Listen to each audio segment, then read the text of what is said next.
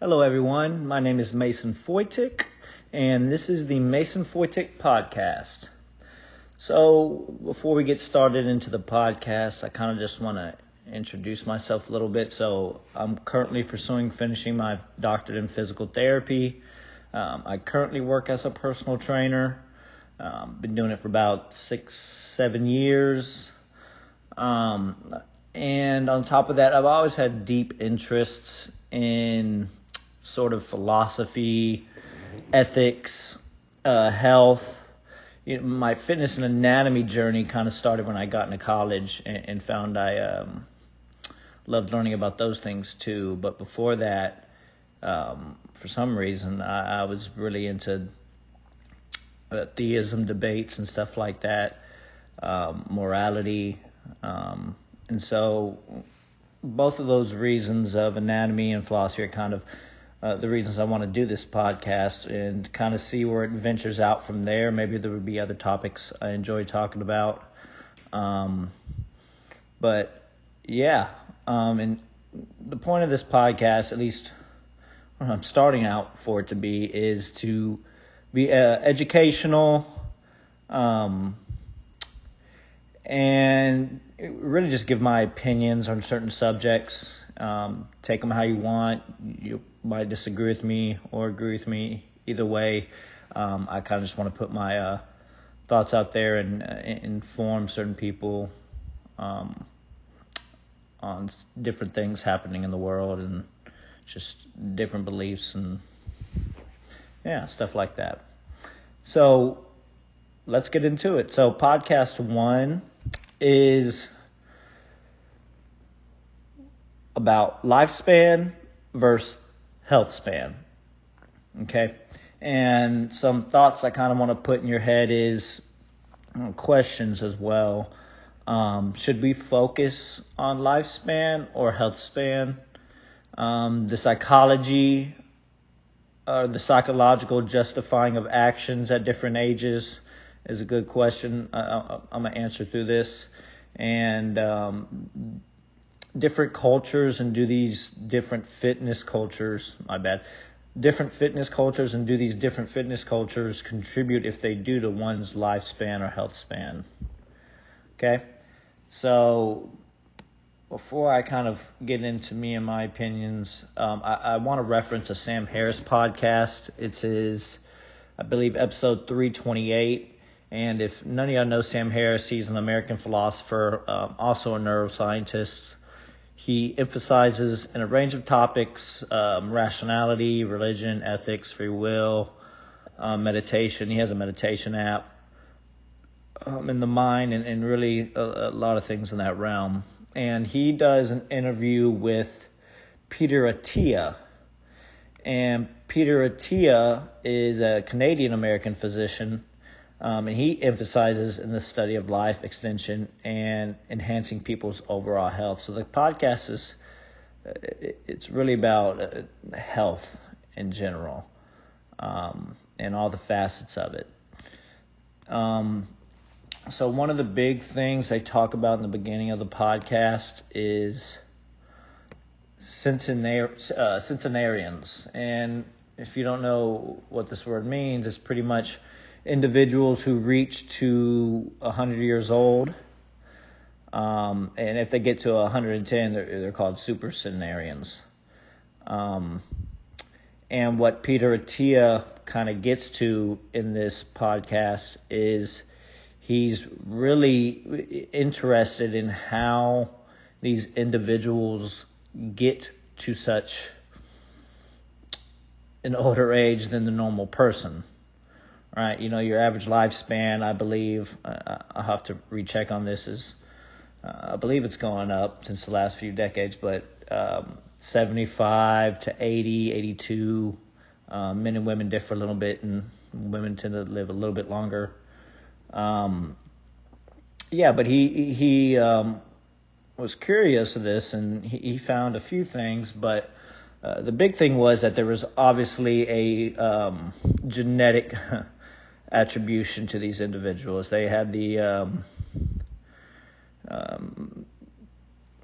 gold rush of genetics. They had the I don't know why I'm trying to restate that. Pretty much they have really good genetics, and this allows them to get to such a good age, because also what they found was these individuals that get to these old ages tend to have unhealthy habits. They drink, they smoke, they are really not into physical health, and really just have unhealthy behaviors. Also, what he found was these centenarians, these individuals, when they get, when they get a disease like heart disease, cancer, respiratory diseases, a stroke, etc., that they tend to go through the same process as a normal individual, meaning that they tend to go through the same aggressive, what am I trying to say here? Pretty much they go through the struggle of trying to get over these diseases if they do. So how do they still, is a question he asks himself, still tend to last 2 decades longer than the normal human being? Well, what he kind of found was that their superpower was not resilience after getting a disease, like I just mentioned before, but it was the delayed onset of these diseases, pretty much meaning they were able to hold off longer, right, of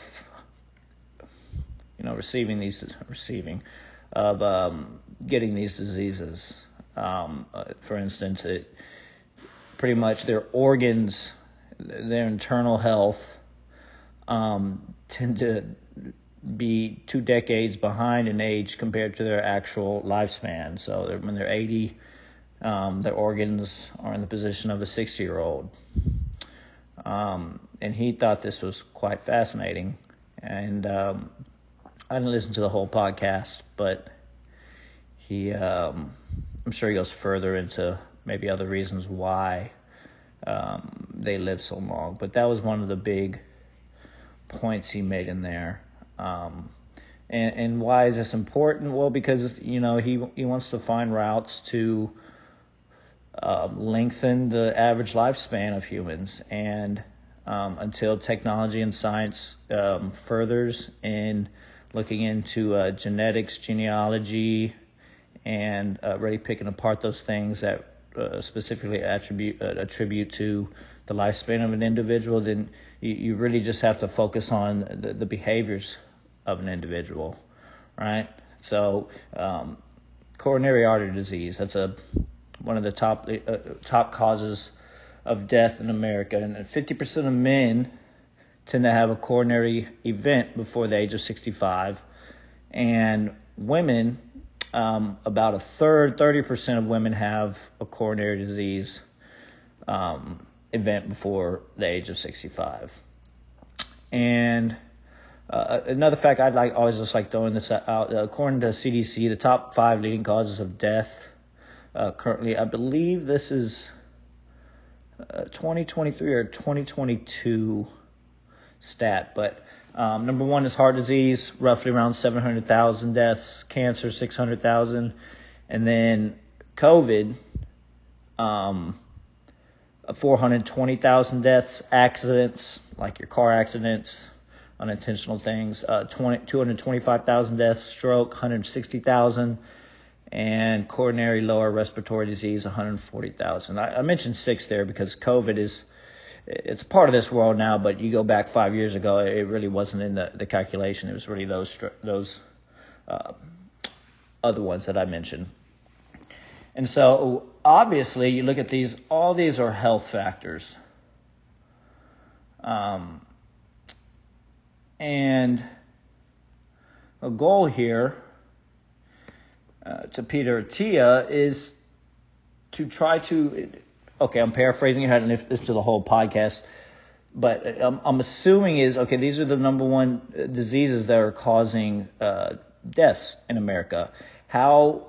Why are these centenarians getting so long and not getting to these deaths? So my conclusion is obviously it's coming down to their quality of life, their behaviors that they are doing in their life. If they're doing healthy, if they have healthy behaviors like nutrition, eating well, exercising,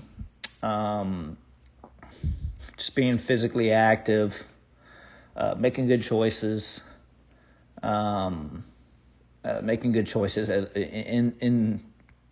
fitness and physical activity. You can have some risk reward there with some of these things. But I think that was a lot of important information that he talked about. And so sort of my thoughts. So when you talk about different fitness cultures and do these cultures contribute, if they do, to one's lifespan,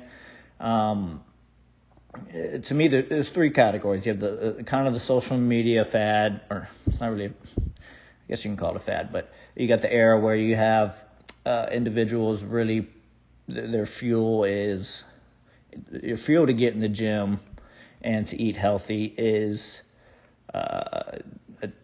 attraction from other individuals, to be on social media or to look like this individual on social media. And a lot of times, this could be body dysmorphia. People just getting so consumed on social media and seeing these perfect individuals. Nobody's perfect, but individuals that look insane. And in reality, there's a lot of factors here. People Photoshop these individuals. A lot of times may not be even sitting at this weight as a healthy weight. Because again, they might be competitors, or there's drugs involved, like your testosterone, HGH, etc. You have, did I already say this one? You have people who edit photos, and regardless of those things, I'm sure there's individuals that do none of those and just look good as well. But when you go on social media and you look at these things, it's a really small sample size of what the reality of the world is. And if all you're doing is being on social media and seeing these things, it can really morph your mind and condition you to believe this is normality. And so, people go to the gym and, try to work for these things. The second culture, I would say, is more of the competitive culture. These are the individuals who, whether they're competing in a sport or competing with themselves, they're in the gym to their fuel is this competitive nature. They're eating and they're working out to, again, repeating myself, compete with themselves or to further themselves in the sport that they are in. And this is a very, do I want to say this is kind of going away? I don't think it's going away. I think there's a lot of individuals that are in this category, and it's a very powerful one. It can take you very far in life, and take competitive as the word as it's sort of defined. What I'm saying is, don't make competitive seem so aggressive. You can be competitive with yourself at the age of 50 and 60. And be seeing improvements. You don't have to be power cleaning 400 pounds, which is a hell of a lot of weight. But and the last culture, the longevity culture. These are the individuals who, a lot of times later on in life, I thought about trying to figure out an age I'd put on it, but I decided not to do that. But people later on in life, whether they were in sports, whether they were in fitness before, but regardless of those things, something clicks, and the reasoning for their fitness is for longevity. And these individuals I guess, tend to understand that they want to, if the alarm's on, if they're a man, that they want to be able to play pitch with their son, or if they're a woman, be able to, I don't know, I'm stumbling over my damn words here. If they're a woman, I mean, etc., to be able to do activities with her daughter or her son, right? The spectrum within those roles kind of go in and out. But anyways, these individuals want to be able to do things with their sons, grandsons, granddaughters as they get older. They don't want to be in such a bad position physically that they are not able to be in their kids' lives or have a healthy relationship with their kids or even grandkids. And that's important. These people are looking into the future, and that's powerful. And to answer the question, do these contribute to one's lifespan, these different cultures? Generally speaking, no matter the fuel, whether it be social media, competitive longevity, you're getting benefits from being in the gym. And if you're working out and eating well in a healthy manner, these are they're going to benefit to your longevity, especially if you stay with them. Now, what I will say is that some of the cultures here, the social media and the competitive culture, the fuel tanks there tend to run out a little bit. And after these individuals get into life and they got a job, and they're married, they got other hobbies, they tend to the fuel for fitness tends to run out. And they kind of venture out of the fitness world and their health tends to go down. Right? You see this all the time with athletes, fitness enthusiasts. Comparatively to the longevity fitness culture individuals, they tend to, and for some reason it tends to click when they get into relationships and jobs, because they are like, oh wow, my kids are important to me, or I want to be able to live long enough to adventure to all these parts of the world. These things click, and not to say that the other the competitive ones and the social media cultures don't get these clicks as well, but just those fads, those cultures run out, and you kind of adapt to a new one. And now I want to kind of lead into the next question: the psychological justifying of actions at different ages. Okay, so what I mean by this is, here's the question. Does the simple actions I do at a young age, like fitness, and I ask myself this question as well, am I thinking about the benefits of the future when I'm doing these exercises? And or let's go even further back. When I'm playing sports, am I thinking about these things? And I pretty fast came to answer no. I'm not thinking about, because I'm not thinking about the future of walking kids if I have kids or any of that. I'm thinking about the moment. But it's sort of a question I have to myself is, why isn't there an unconscious, innate, let's say, alarm that goes off when I do unhealthy things at a young age? Because generally speaking, primitively speaking, living as long as possible is really not a conscious decision. The body tends to want to. Evolution proves that. So when you bring in this conscious factor into humans, right, we tend to not think about longevity, and there's no causation here, but you look at the top 5 leading causes of death. These are all health issues, right? When I'm 15 and I'm eating McDonald's every day, I'm not thinking about the possibility in the future. Now, again, there's a ton of factors here, so I'm really generalizing. If I eat McDonald's for 3 days straight when I'm 18, never eat again, those actions don't. I'm sure my longevity will be okay.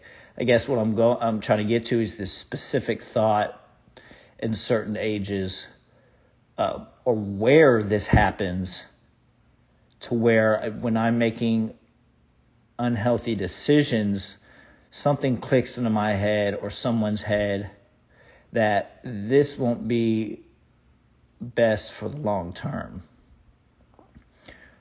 right? It seems like when you're younger, you're so stimulated with, if it's finding a job, being in that job, being competitive in that job, looking for a partner, just hanging out with friends. You're so stimulated and it feels so great that you're not really thinking about the long-term effects that some of these things could do if you do them for long enough.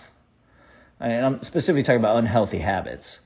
And it seems that there's 2 avenues here. Either people get to a point where they're so low, or they have to be told by a physician or someone that if you keep doing these unhealthy habits, that your life's going to be cut short. Or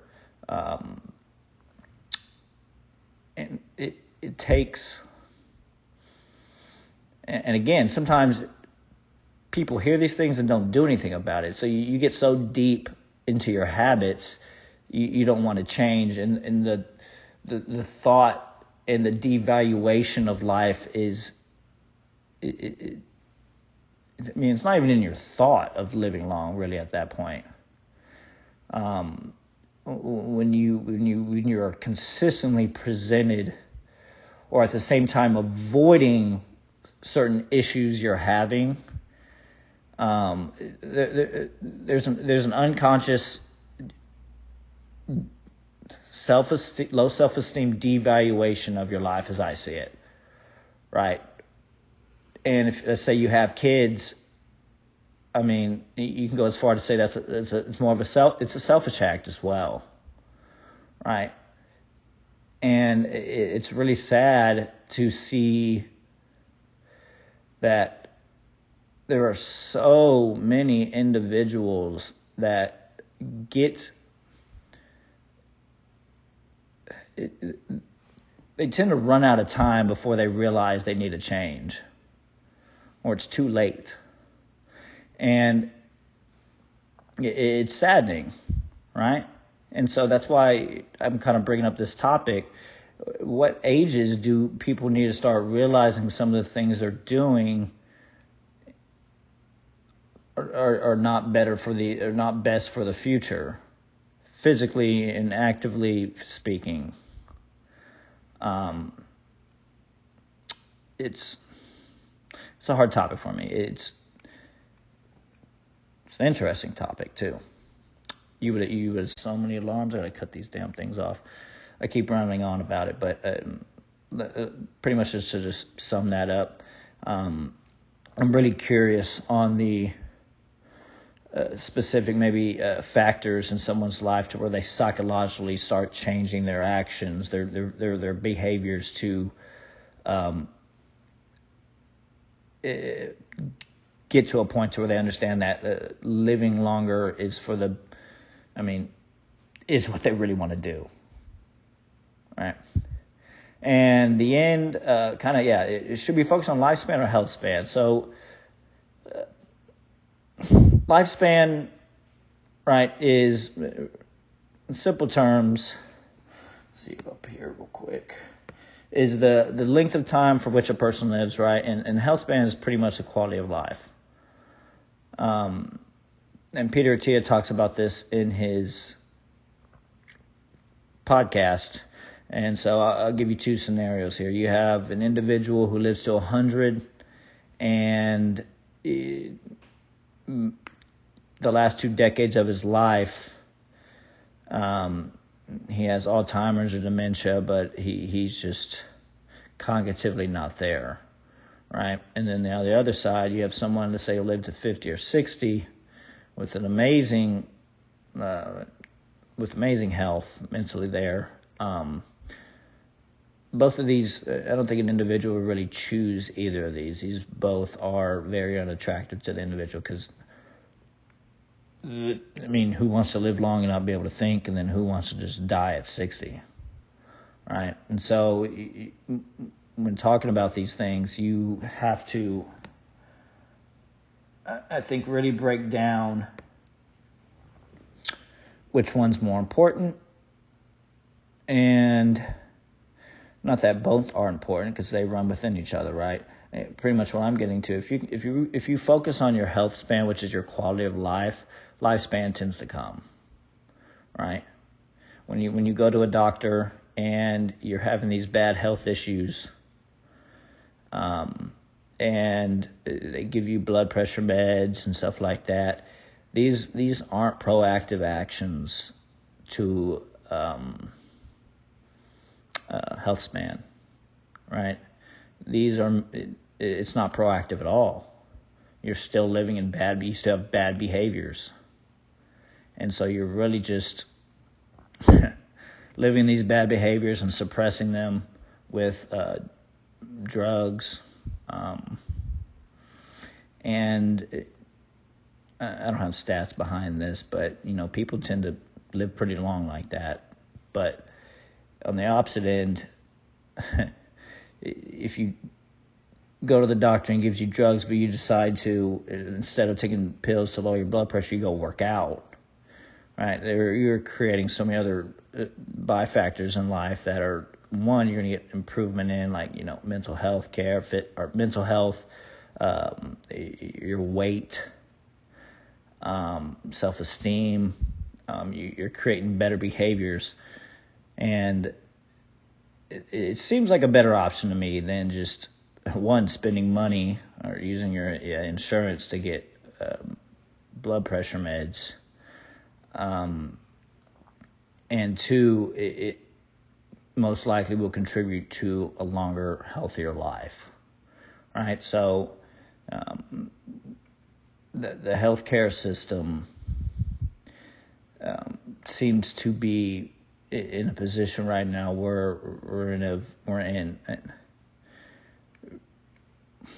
preventative state. We're in a preventative state, right? Are we in a preventative state as healthcare? Is prescribing drugs? Now, I'm not to say there are individuals that need to take the certain drugs. I'm not saying that. I'm saying with certain diseases we have that can be changed through health, through fitness and nutrition. Is the healthcare system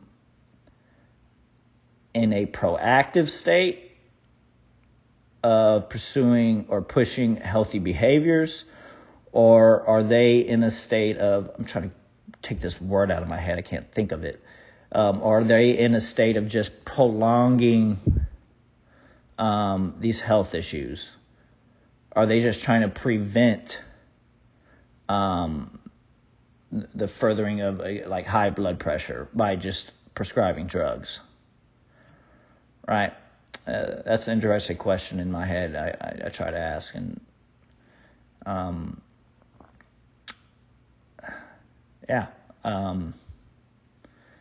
so to end it, kind of lifespan or health span, focus on health span, right? Focus on your quality of life, focus on your behaviors, be conscious of these behaviors, and